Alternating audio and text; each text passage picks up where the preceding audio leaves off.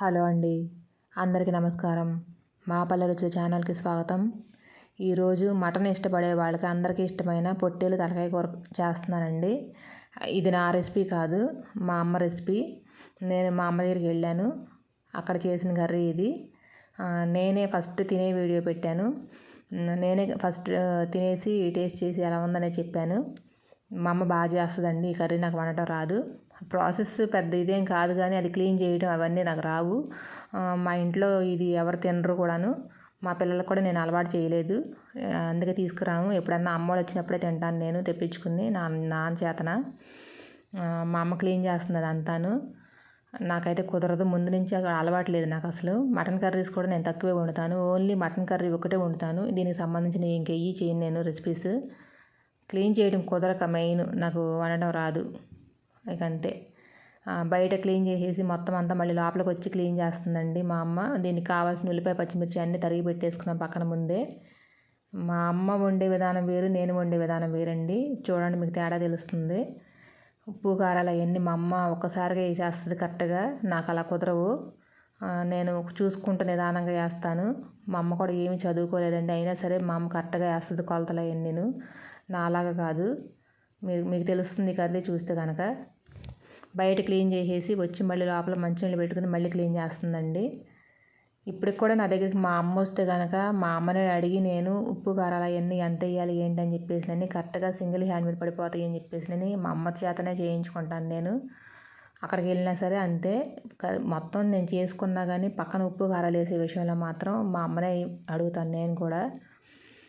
మేము బందరెళ్ళి వచ్చామండి.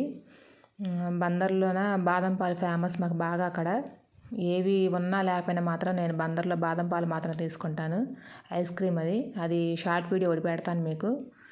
అవి శుభ్రం చేసేసుకున్నాం కదండి, అవి కుక్కర్లో వేసేసుకున్నాం. ఉడకబెట్టడానికి ముందు కుక్కర్లో వేసేసి పసుపు వేసింది.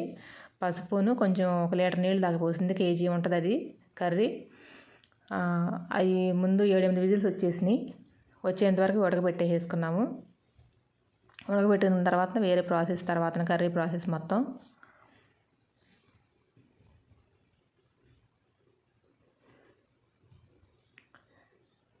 ఈ కర్రీ నేను తినకపోవటమేమో కానీ మా పిల్లలు కూడా అలవాటు పడలేదు, అసలు తినరు. చాలా మంచిది, కాళ్ళు తలకాయ తింటే హెల్త్కి మంచిది అని చెప్పేసి నేను అంటారు. కానీ నేను అలవాటు చేసుకోలేదు, వాళ్ళకి నేను అలవాటు చేయలేదు ఇప్పటికి కూడాను. అమ్మ వాళ్ళ దగ్గరికి వెళ్ళినప్పుడు నేను మాత్రం ఎప్పుడన్నా ఉంటే కనుక తింటాను, అంతేను. మొన్న పనుండి బందరెళ్ళాము, వెళ్ళి ఇంకా అమ్మ వాళ్ళ ఇంటికి వెళ్ళి అటు వెళ్ళినప్పుడు ఈ కర్రీ చేస్తే నేను వీడియో చేసుకున్నాను.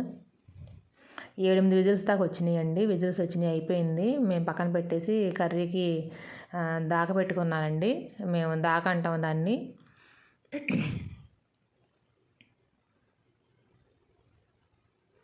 వేడైన తర్వాత గిన్నె ఆయిల్ పోసుకున్నాను. 5-6 స్పూన్ల దాకా వేసానండి ఆయిల్. అది గరిటె, గుంట గరిటె కాదు, మామూలు గరిటె, కూర గరిటె. 5-6 స్పూన్ల దాకా వేసాను. కొంచెం ఇందులో ఆయిల్ ఎక్కువే, ఉప్పు కారాలు కూడా ఎక్కువే ఉంటేనే కర్రీ బాగుంటుంది, లేకపోతే బాగోదు. లవంగం, దాల్చిన చెక్క, యాలకులు, పలవా మొగ్గ అంటారు కదా, అది పువ్వు వేసాము. అది మా అమ్మ అన్ని కర్రీస్లోనే అలానే వేస్తుంది ఫస్ట్, నేను అలా వేయను. అవి కొంచెం వేగిన తర్వాత ఉల్లిపాయ పచ్చిమిర్చి వేసాను. కర్రీ వండుతుంది అక్కడ ప్రాసెస్ నేనేనండి, కాకపోతే మా అమ్మ పక్క నుండి నాకు చెప్తుంది ఎలా చేయాలని చెప్పేసి. నేను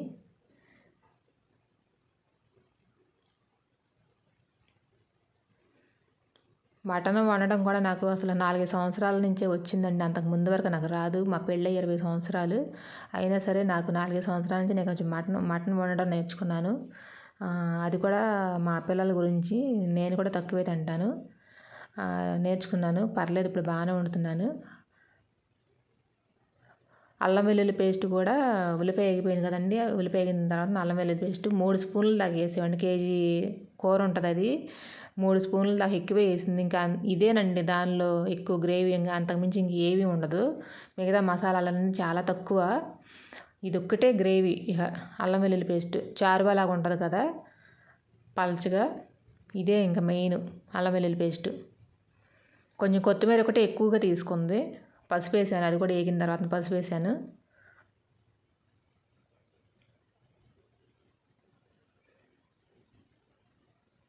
మా అమ్మ చేసే కర్రీస్ చాలా బాగుంటాయండి. తను ఏంటంటే పులుపు ఫిష్ కర్రీ చేసినా కానీ తను పులుపు ఉప్పు కారాలు అవన్నీ ఎక్కువ ఎక్కువ వేసి చేస్తుంది.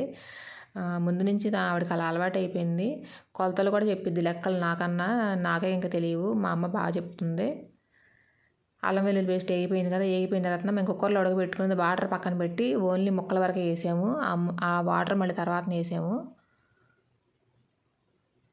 ఆ ముక్కలు వేసేసిన తర్వాత ఆ మసాలా అంతా ముక్కలకు పట్టేసి ఉప్పు కారాలు అవన్నీ వేసుకున్న తర్వాత వాటర్ పోస్తాం కదా, అప్పుడు ఆ కుక్కర్లో వాటర్ పోసాము. ఇది చేసిన వాళ్ళకి కొంచెం తెలుస్తుందిలేండి ఎలా చేయాలి ఏంటనేది. నాకైతే తెలియదు. నాలాగా ఎంతమంది ఉంటారో తెలియదు కదా, నేర్చుకునే వాళ్ళు కొంతమంది ఉంటారు.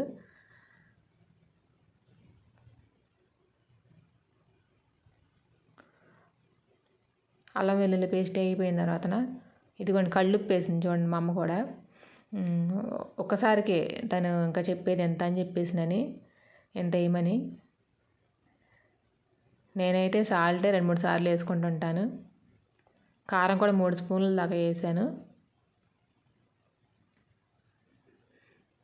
ఆ ఉప్పుని బట్టి కూడా టేస్ట్ వస్తుందని చెప్పేసి నేను సాల్ట్ అయితే టేస్ట్ ఉండలేదని చెప్పేసి కళ్ళుప్పు టేస్ట్గా ఉంటుందని చెప్పేసి దాన్నే వేయమన్నది.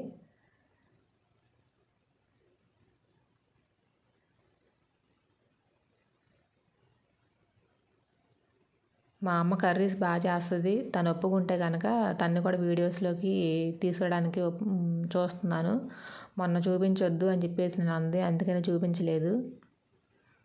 కొంచెం ఉప్పు కారం వేసుకున్న తర్వాత కొంచెం మసాలా అంతా ముక్కలుగా పట్టేసుకోవాలి. అల్లం వేసాం, మనం అంత వేసాం కనిపించట్లేదు చూసారు, మొత్తం ముక్కలుగా పట్టేసేసింది.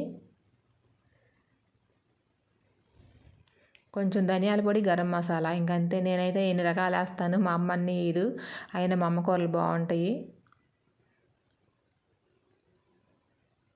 కొంచెం ఇది మగ్గిపోయిన తర్వాత ధనియాల పొడి 2 స్పూన్లు వేసాను ధనియాల పొడి.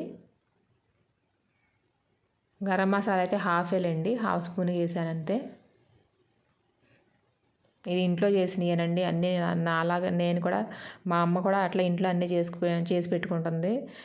అల్లం వెల్లుల్లి పేస్టు, ధనియాల పొడి, గరం మసాలా అన్నీ నేను కూడా అలాగే అన్నీ ఇంట్లో ప్రిపేర్ చేసుకునేవి, బయట నుంచి తెచ్చేయం కాదు, రెడీమేడ్గా మొత్తం ఇంట్లో తయారు చేసి పెట్టుకుంటాము.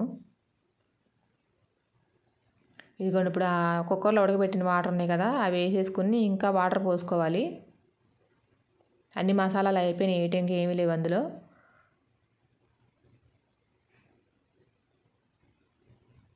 కొత్తిమీర ఒకటి ఇంకా యాడ్ చేసుకునేది, అన్నీ వేసేసాము. ఇంకొంచెం వాటర్ పోసుకున్నాం. ఇప్పుడు గిన్నె మార్చానండి నేను, మీకు ఆ క్లిప్ రాలేదు.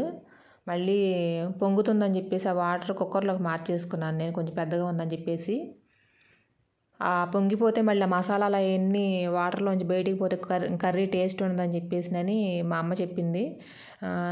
కొంచెం దగ్గరే ఉండి జాగ్రత్తగా మూత కొంచెం ఒడుగులుగా పెట్టామంటారు. ఆ మసాలా ఏది బయటికి రాకోకుండా దగ్గరగా, అంటే ఆల్రెడీ ఉడికిపోయింది కాబట్టి కుక్కర్లో 2 వంతులు ఉడికిపోయింది, ఇంకో వంతు మిగిలింది మన మసాలాలతో ఉడకడానికి అంతే. అందుకని చెప్పేసి మసాలా వాటర్ ఏమి బయటికి పోకుండా జాగ్రత్తగా దగ్గరే ఉండాలని చెప్పేసి నేను చెప్పింది. దగ్గరే ఉండి అలా ఒడుగులుగా పెట్టాను, మూత పెట్టి ఉడికించాము. ఇందాక కొత్తిమీర వేసాం కదా, మళ్ళీ దించేటప్పుడు మళ్ళీ కొంచెం కొత్తిమీర వేసుకున్నాము. వీడియో ఎక్కడా స్కిప్ చేయొద్దండి, చివరి వరకు చూడండి. ఇది నా రెసిపీ కాదు, కంప్లీట్ మా అమ్మ రెసిపీ.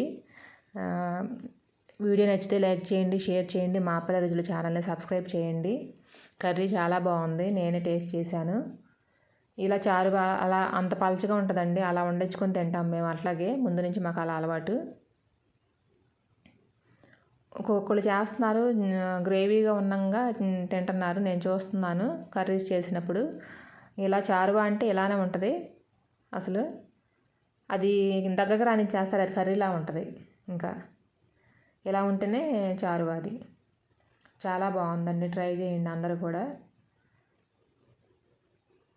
హెల్త్కి చాలా మంచిది ఇది. Thank you.